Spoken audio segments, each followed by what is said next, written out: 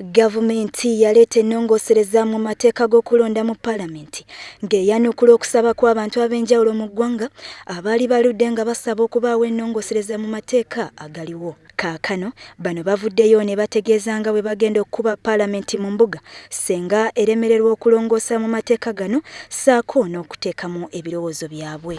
Carol Bunga okuva mu FIDA annyonnyola nti bagenda kukunga abantu okubanja gavumenti ennongosereza mu mateeka ng'akalulu ka bonna 2016 tekannabeerawo. Okukunga Abannayuganda okubagamba nti bannange ebyaffe tubyetaaga ebikwatagana n'okulonda okujja. Ibunga bw'atyo asabye Paalamenti okuddayo ku mulamwa gw'okuweereza abantu.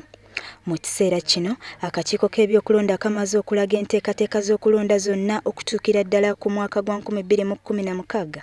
Kino kiraga nti ennongosereza zino ziringa eziz'ekikeerezi.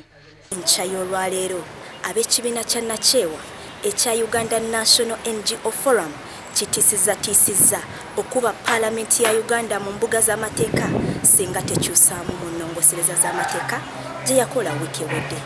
Joyce Namitala, WBS TV, Kampala.